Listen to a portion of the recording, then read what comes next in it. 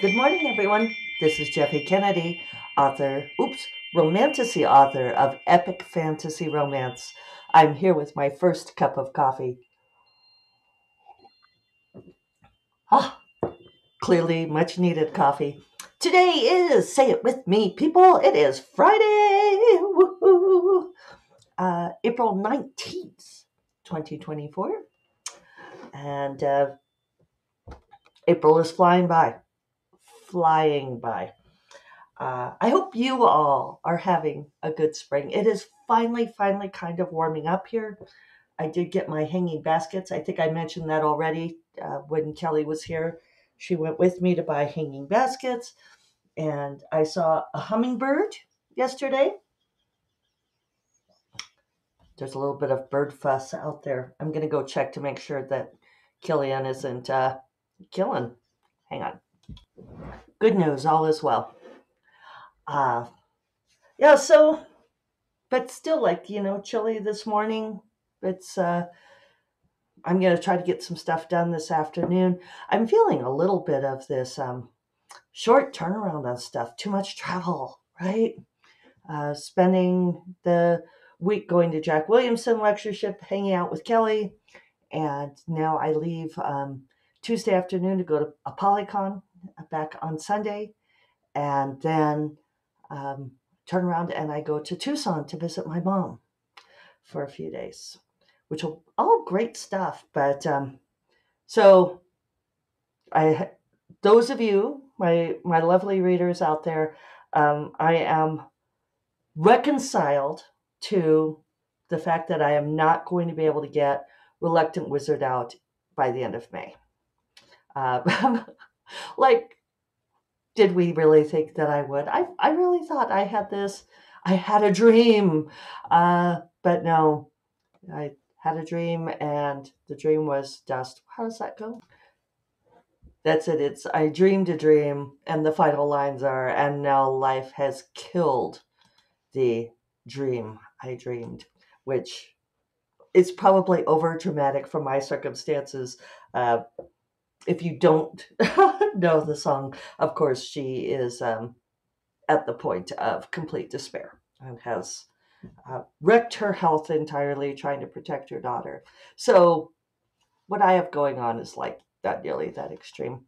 Uh, I'm not going to have it out till the end of June. But as I've discussed before, one of the parameters, one of the metrics, the calculus that we do as indie authors in putting out a release is it makes no difference to me money wise if I get it out at the 1st of June or the 30th of June. I know it matters to you. I adore you all. Please don't be angry with me. I'm just going to go ahead and set the release date for June 30th. I have the cover. It's magnificent. I'm going to do a cover reveal, and the release date is going to be officially June 30th. But I think I can make that. Maybe I'll give you all a little hint of the cover on the show notes here. That'd be fun, wouldn't it? I actually love this cover. In fact, if you're on video, and this is going to punish you non video listeners, which I don't intend to do, but I will put this on the show notes. But if you're on video, look at this. Is this great? I'm showing the a piece of the cover on which is the wallpaper on my phone, and this has been a really great cover for being inspirational. We love inspiration. So yeah, the book is coming along, not fast. My attention has been scattered. I've got about 16,000 words on it, and uh, yeah, I've just been doing my slow thing. What is up with me and slow lately? It's like I've descended to the realm of mortals. That's really terrible to say, isn't it? But I do feel for people who write more slowly, and everybody is so kind about saying how prolific I am. This week, I've just been not doing a lot. And in fact, so far this year, I don't know, maybe I'm slowing down overall, people. Maybe that is just what I have to face. For the last, since the beginning of March, I have not written more than 5,000 words a week. Now, I hear you. Yes, I hear you out there. Yeah, my stepfather suddenly died, and it was a lot. And it was, I'm clearly still recovering from it. Uh, I have things on my to-do list, which I'm slowly working my way through, but things that I feel like I have been behind since that happened. And it's 5 weeks now, and which I know isn't that long. So I just have to get a grip on myself here and both acknowledge that this has been slow and that I need to, and that I have good reason for it, but then also kind of getting my act together. I nearly didn't go to Writer Coffee yesterday. I did go and had a great conversation, and it was fun. Uh, I'm trying to let go of this feeling that I really need to buckle down and get all this stuff done. Um, I would really love to get all the finances caught up, and I have a lot of things on there. I also want to get the yard cleaned up. I don't think I've ever been so late in the year that I haven't done any garden cleanup. I'm still inside. It's chilly. It's chilly outside, but the crabapple tree is starting to bloom. It's beautiful. So I just popped off to message with Assistant Kareen, and we're going to do the cover reveal on Monday. So I'll have all of that ready. So, yeah, newsletter will go out Monday. If you don't subscribe to the newsletter, I mean, you don't have to, but there's all kinds of ways to find out how. And there's going to be information and news in there. So, yeah, I think that'll be good to get that out. I'm trying to think of what else I have to say. Yeah, I just need to get back into a more focused zone. But I'm also not trying to stress it. The other thing that's going on, and I talked to Jim about this yesterday, is I'm feeling like some things are going to descend on me. Those of you who have been listening for a long time know that my inability to write an outline means that I have to hold the whole book in my head and really immerse in it. And I write it from beginning to end, which does not lend itself to dipping in and out, which is what I've been doing. And I know that I'm expecting edits from my editor at Tor, Allie. I am thinking that we're going to get that soon. I've asked her about it. And this is a thing about traditional publishing. And Agent Sarah even reminded me, although I was like, I know, Sarah. And she's like, I know you know, but and that it's hurry up and wait. That's what she says to you. Just, they're on their own schedules, they're doing 10 million things, and I know that I will get these, and it will be can you turn these around by Monday or something like that, and I will have to drop everything I'm doing and address that. And that's just it. That's part of the deal. That's what you do. So, which is fine. It's absolutely fine. uh, Similarly, it's not as extreme, but Agent Sarah has been reading First Order of the Fey Realms, and I'm expecting notes back on that at some point. So both of these things mean that I'm going to have to de-immerse from what from my drafting. And I know I shouldn't not immerse in anticipation of that, but that's what I'm doing. I saw a funny meme on Instagram. I think it was actually Dina Ray, my mentee, posted it. She finds some funny things. But this showed a person laying on a bed, and it was like, me, I'll do it at 8 a.m., and then it's 8:05. Oh no, I missed it. Now I have to do it at 9. I am not neuroatypical, but I am a little bit weird that way, and I will do exactly that same sort of procrastinatory thing. Uh, and I've really noticed it about myself. Uh, even just like being a full time author now, like if I have a really broken up day, if I don't really have that, for those of you who don't know, I typically write 3 1-hour sprints with a break between. So it takes me generally about 4.5 hours to get through my, sometimes 5, sometimes less. Depends on how long of a break I take. I try not to take too long of a break, but I've also found that longer breaks seem to be beneficial for word count. So I'm trying to find that balance.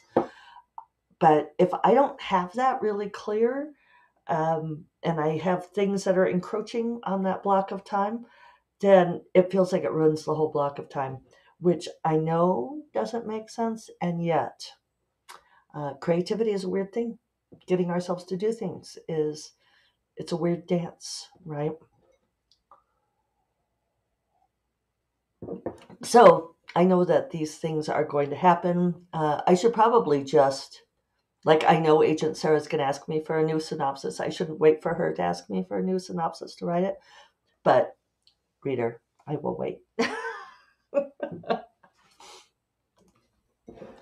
Similarly, I feel a little bit like there's no point in me trying to really immerse in my routine and get everything reestablished when I know it's just going to get all blown to hell again very soon.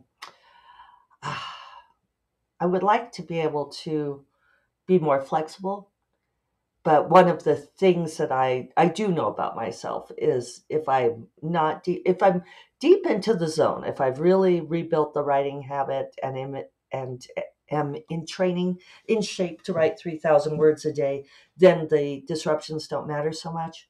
So I don't know. Probably the moral there is I should probably use what time I can to uh, rebuild the pattern. But I also know I'm going back and forth, aren't I?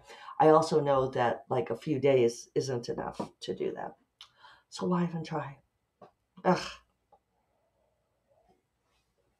So that's where I'm at. Oh, and I know a thing I started to say before about getting the art cleaned up. When I go to Polycon, my husband's sister and her husband are coming to stay with David for the time that I'm gone, which is great. But I'm also feeling like I need to get things a little bit less like a disaster. So I'm hoping to get that done this weekend. So it's a lot, right? I've just said I want to catch up on everything I'm behind on and do these things. But I might do some this afternoon. I might be able to, I don't know. I totally think I can do it. I'm feeling pretty good. So then, like in other news, you all know that I'm a Swiftie from way back. It's a funny thing because I feel a little bit like an original Swiftie. I feel like I was defending Taylor Swift when people were saying, well, I don't even feel like I know, when people were saying, well, she's just a slut and she sleeps around. And I said, that's misogyny talking. And I even had someone reply back and say, oh, I hadn't thought of it that way. That's like, yeah, don't chide male rock stars for plowing their way through the groupies. Don't chide Taylor for having multiple boyfriends, right? She's not going through several guys in one night after a concert, and she could, right? I don't know. If I was a rock star, maybe I would want to do that. So uh, I'm trying to figure out if I could say this without getting in trouble. Let's see if we can slide this in.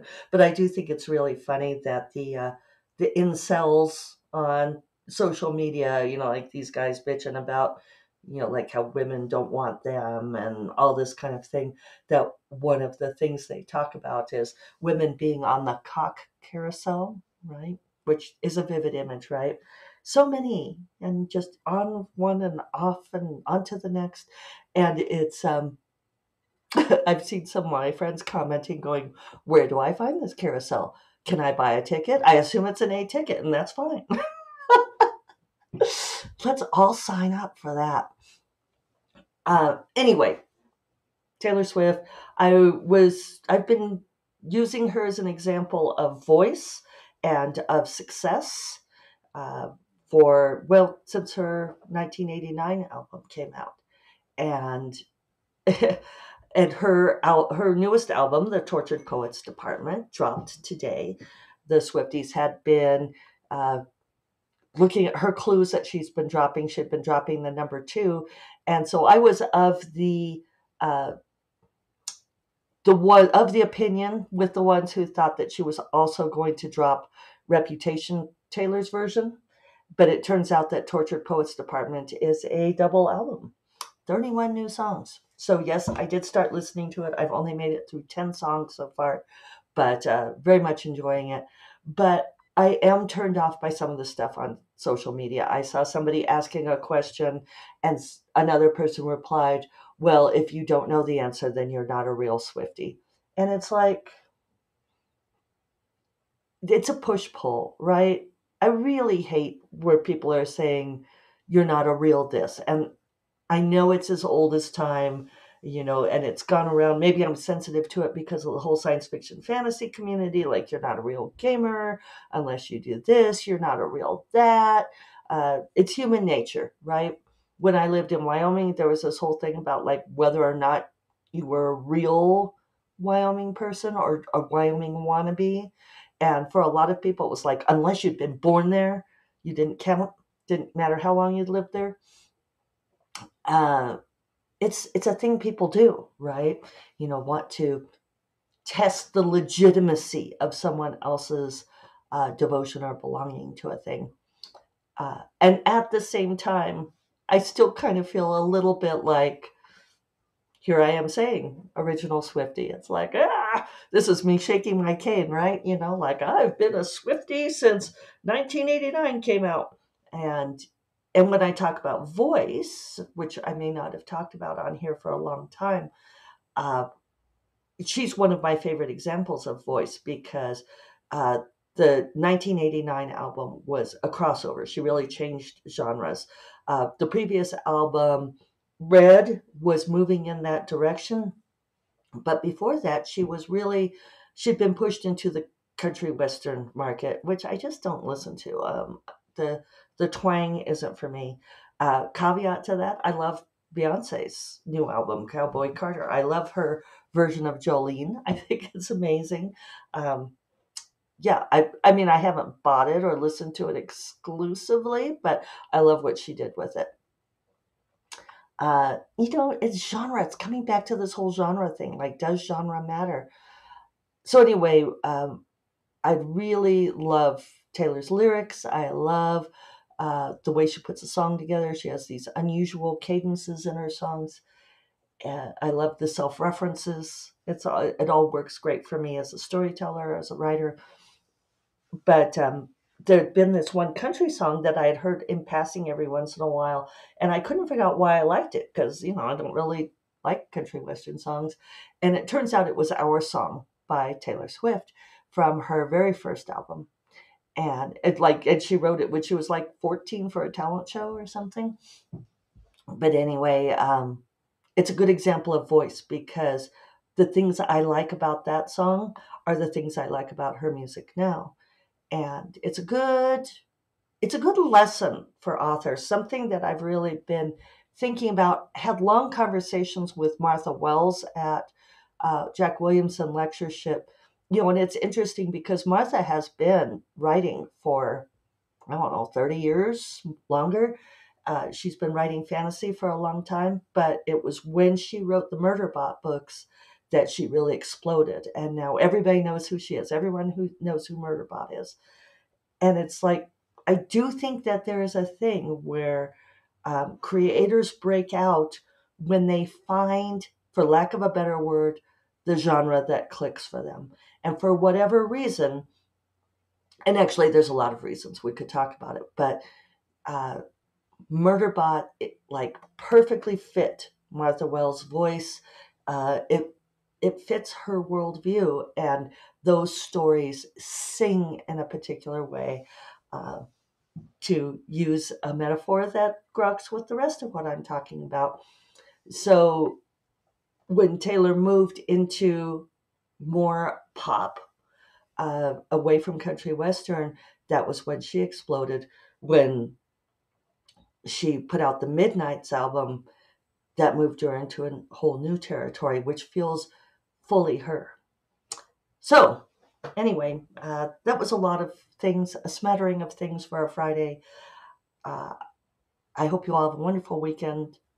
Wish me luck on getting everything done, and I will talk to you all on Monday. You all take care. Bye bye.